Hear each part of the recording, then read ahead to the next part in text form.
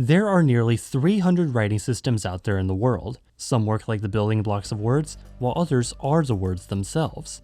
Some have vowels while others do not, some are squiggly while some are boxy, and some are everywhere in the modern world, while others are so long forgotten that they are not just undeciphered, but undecipherable. But writing systems, much like the languages they encode, don't always spring up out of nowhere, but descend from another similar script, maybe adding and changing a few letters here and there.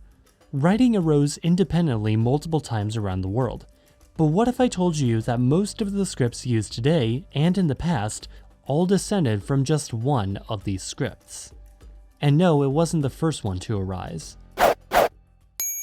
Also, if you like writing systems and being able to read them, there's new merch available on the merch store. These shirts have little guides on how to read different scripts, and are printed upside down so you, the wearer, can easily use them on your travels. We're starting this off with Cyrillic and Arabic, but if there's enough demand for them, we'll launch even more designs with even more scripts. Let's start in ancient Egypt, where you may almost certainly recognize ancient Egyptian hieroglyphs.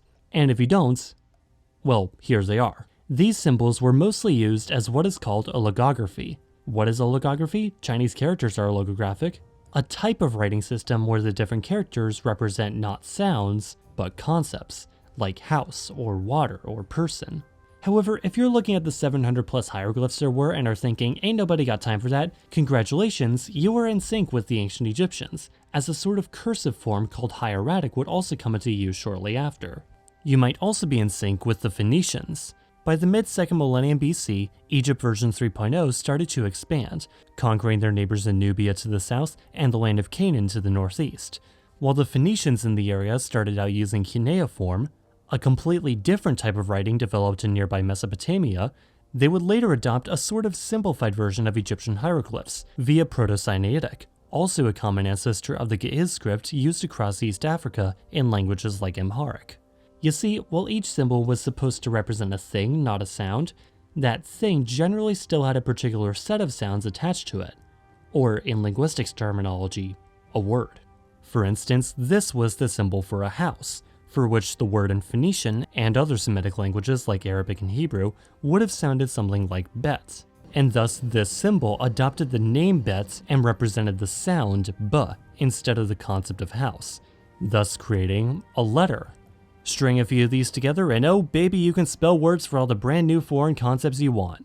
A lot of the time, a writing system might be adopted by a language that it was not designed for, like, say, Greek, which is an Indo-European Hellenic language, whereas Phoenician was an Afro-Asiatic Semitic language.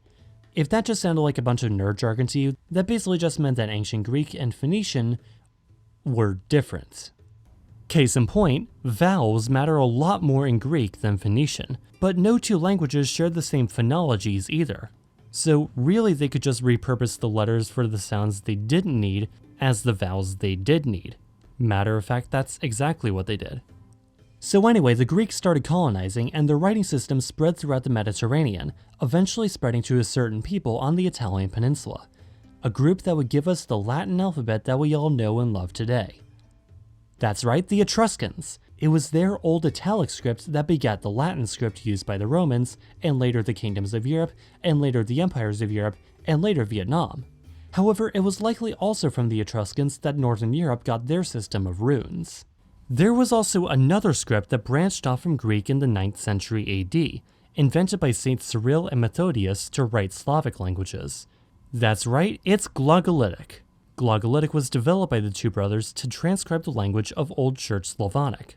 However, some of their disciples would make their way down to Bulgaria, where Glagolitic would receive more influences from the Greek script and be turned into the Cyrillic that we all know and love today. Confusingly, not technically invented by Saint Cyril himself.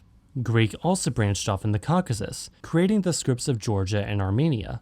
What this means is that Turkey, surrounded by 8 different countries, is also surrounded by 6 different writing systems, all of which are actually related to one another. Wow, it's almost as if I'm making an entire video about that.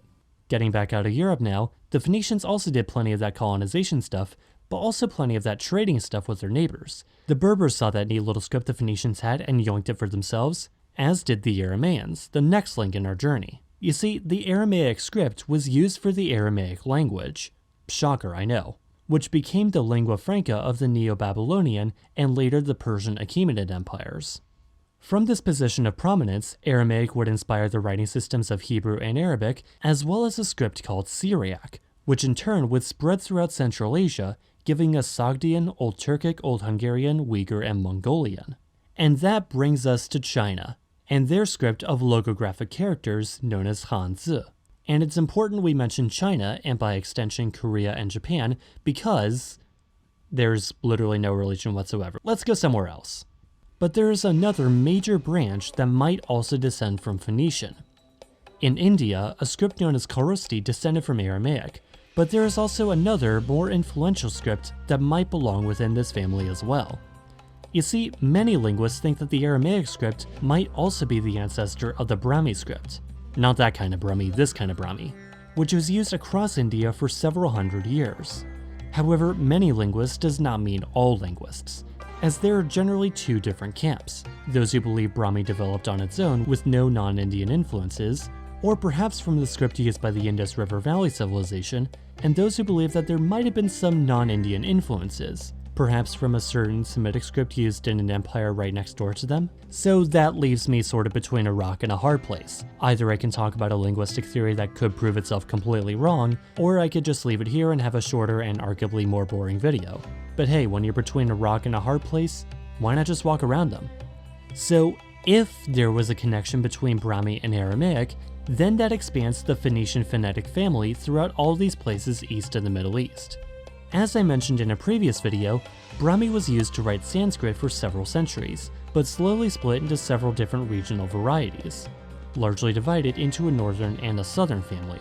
In the north we get scripts like Devanagari, that's what this script is called, Bengali, Odia, Tibetan, and several others. In the south meanwhile we get Tamil, Telugu, Kannada, and Sinhala, but also many indigenous scripts used across Southeast Asia, like Thai, Khmer, Burmese, Balinese, and Baibayin. So the next time you look at a writing system you're not familiar with, look more closely, because it might just be more familiar than you think. I don't know, I just like talking about writing systems and wanted to sell t-shirts.